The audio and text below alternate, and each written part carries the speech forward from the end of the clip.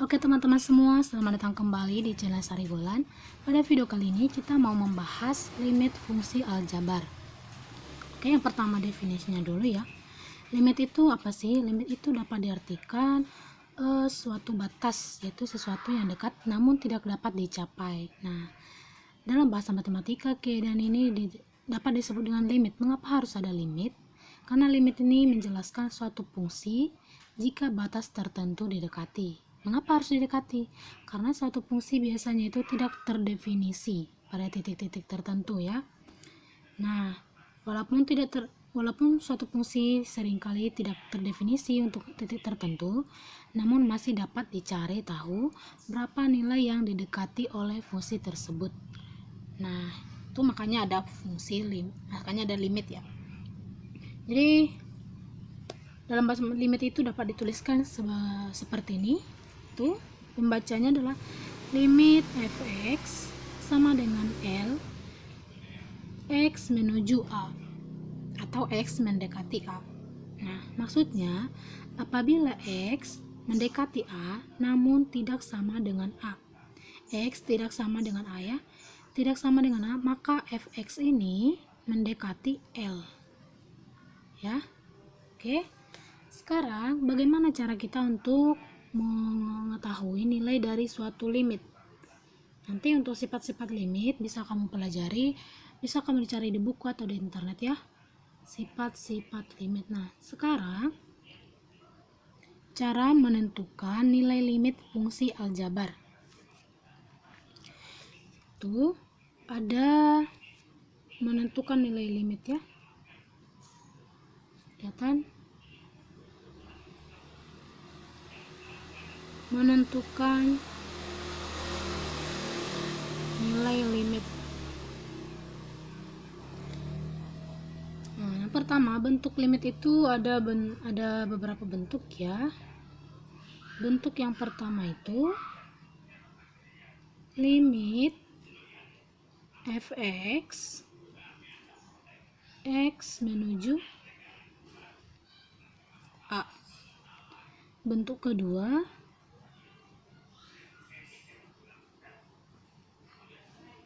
limit fx x menuju tak terhingga. Sekarang kita bahas cara menentukan nilai dari yang bentuk pertama ini. Oke, caranya bagaimana? Ya, dalam mencari nilai limit fungsi aljabar yaitu dengan ada 3 cara. Yang pertama itu adalah cara substitusi, ada cara pemfaktoran, dan juga mengalihkan sekawan. Oke, yang pertama kita bahas dulu dengan cara substitusi. Pertama itu ada cara substitusi.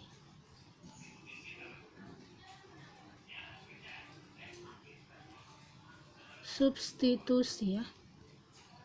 Bisa dibaca cara substitusi.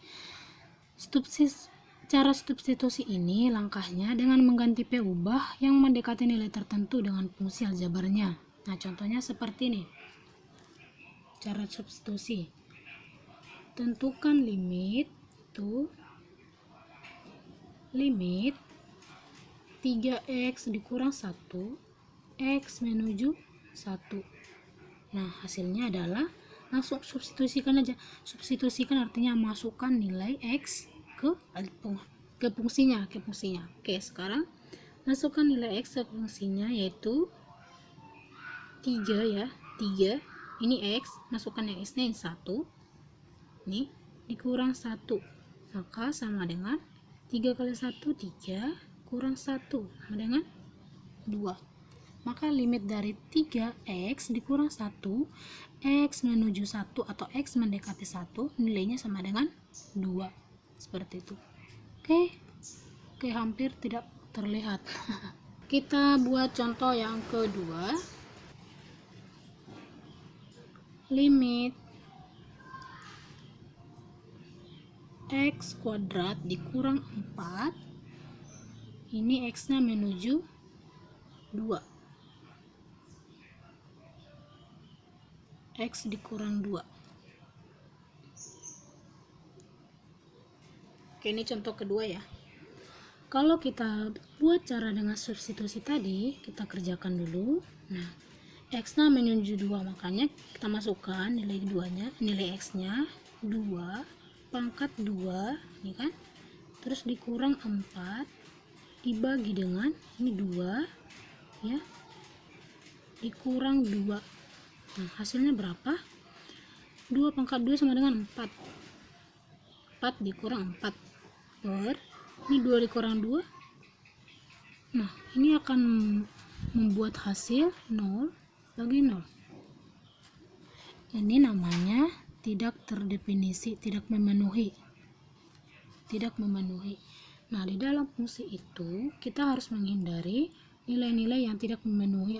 Oke, jika suatu fungsi, jika pada metode substitusi menghasilkan nilai tidak memenuhi, sebenarnya nilai tidak memenuhi ini apa saja sih? Nilai yang tidak memenuhi itu adalah ini ya, tidak memenuhi sama dengan kalau dia itu hasilnya tak terhingga, terus 0 per 0, selanjutnya tak terhingga per tak terhingga,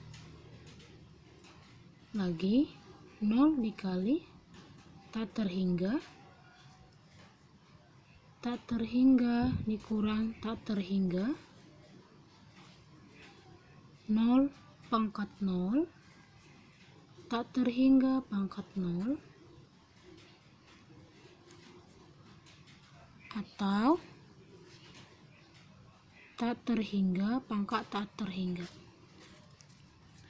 Nah, kalau dari hasil substitusi menghasilkan nilai-nilai tersebut atau nilai-nilai tidak terdefinisi ini, maka kita harus mencarinya melalui cara lain. Nah, itu adalah cara yang kedua.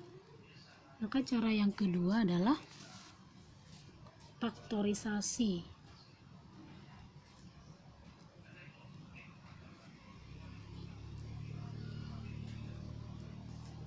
Nah, maka yang kedua adalah cara pemfaktoran. Nah, pemfaktoran itu apa? Pemfaktoran adalah digunakan apabila cara substitusi menghasilkan nilai limit yang tidak terdefinisi. Cara pemfaktoran dilakukan dengan langkah menentukan faktor persekutuan antara pembilang dan penyebutnya. Nah, contohnya seperti ini.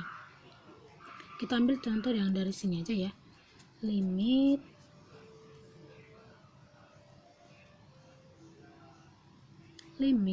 yang mana tadi x kuadrat dikurang 4 dibagi tidak kelihatan, dibagi x dikurang 2 untuk x nya menuju 2. Oke, tadi kalau kita substitusi dia menghasilkan tidak memenuhi, tidak terdefinisi, maka kita cari dengan pemfaktoran. Nah, pemfaktoran itu tadi menentukan faktor persekutuan antara pembilang dan penyebutnya. Maka kita cari faktor persekutuannya ini ya, ke yang di atas ya. Nah, kalau kita faktorkan yang di atas ini, hasilnya bagaimana? Hasilnya akan x ditambah 2 x dikurang 2, x ditambah 2 x dikurang 2 dibagi x dikurang 2, x dikurang 2. Nah, seperti ini. Ini kenapa bisa seperti ini? Sekalian kita belajar tentang pemfaktoran ya. Pemfaktoran. Nah, seperti ini kan, x kuadrat dikurang 4, faktornya berapa? Ini x ditambah 2 x dikurang 2. Kenapa seperti ini? Kalau kita kalikan yang ini ke sini menghasilkan x kuadrat, terus kita kalikan lagi x ke sini, hasilnya 2x. Oke, untuk yang ini suku kedua kita kalikan ke sini, hasilnya plus 2x. Yang 2 kita kalikan ke 2, hasilnya min 4. Maka yang min nilainya sama, min 2x plus 2x bisa mati, maka hasilnya sama dengan X kuadrat dikurang 4. Berarti akar-akarnya adalah X tambah 2 dan X kurang 2. Nah, seperti itu. Oke, berarti ini bisa kita matikan. Kalau dia nilainya sama ya, di atas dan di bawah bisa kita matikan. Sini tinggal satu. Ingat ya, kalau dimatikan seperti ini bukan 0 ya, tapi 1. Oke, nah kita sudah matikan yang ini, maka sekarang tinggal kita masukkan nilainya. X tambah 2 tadi kan, maka tinggal X ditambah 2, hasilnya 2 ditambah 2 sama dengan 4. Oke, jadi sangat berbeda sekali ya hasilnya. Oke, kita next gimana kalau yang bentuk pangkat itu di bawah ya kan. Contohnya seperti ini, kelihatan ini limit X dikurang 2 per X kuadrat dikurang 4 untuk X menuju 2. Sama saja, faktorkan yang di bawah. X dikurang 2 per ini tadi X plus 2, akar-akarnya tadi X dikurang 2. Nah, sama kan, mati tinggal 1. Oke, 1 per X tambah 2 sama dengan 1 sama dengan 1 per 4. Jadi kalau bentuknya seperti ini 4, kalau dibalik 1 per 4, sama kan? Dapat logikanya kan? Oke, begini cara menyelesaikan limit untuk yang pemfaktoran, difaktorkan. Oke teman-teman, jadi ada satu lagi caranya ya, itu cara yang ketiga. Itu namanya cara dengan perkalian sekawan. Oke, perkalian sekawan. Nah, cara yang ketiga ini kita gunakan apabila dengan cara yang pertama tadi, substitusi dan juga pemfaktoran, menghasilkan nilai yang tidak memenuhi atau masih tidak terdefinisi ya, maka cara yang ketiga ini kita gunakan. Dan ini kita gunakan kalau bentuk fungsinya itu dalam bentuk akar. Nah, gimana? Langsung aja kita ke contoh. Contohnya nih, limit X dikurang 7 ya kan, per akar X dikurang akar 7 untuk X nya menuju 7. Nah, kalau langsung kita substitusikan dia, maka di sini adalah 7 kurang 7, 0.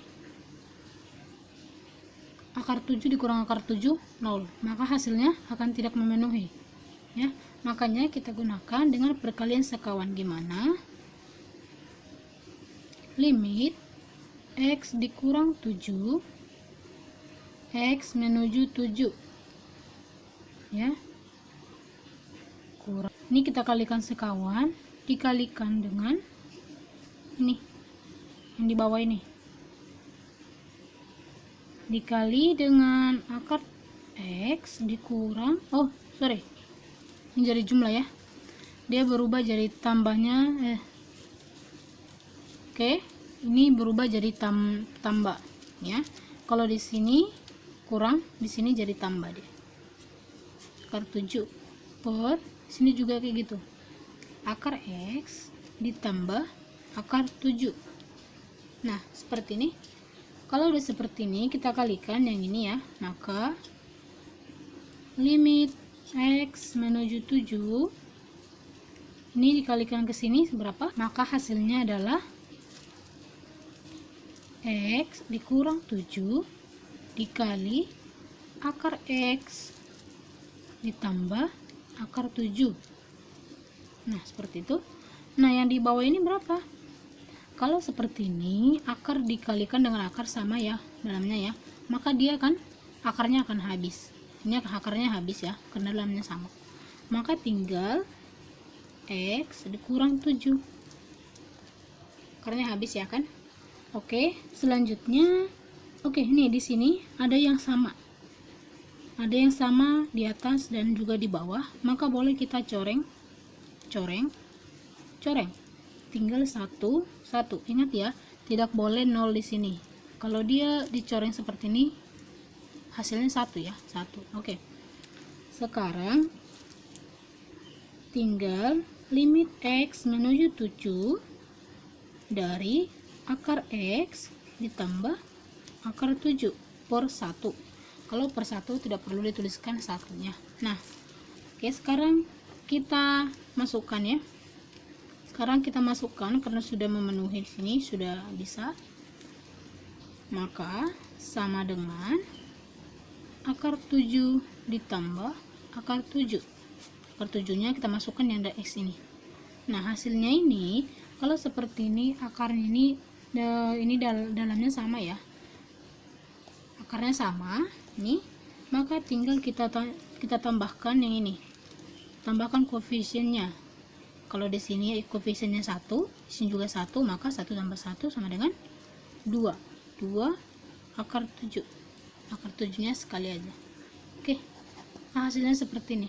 Kalau tadi kita lakukan dengan metode substitusi, hasilnya adalah 0 per 0. Makanya kita lakukan dengan cara perkalian sekawan, hal yang sama.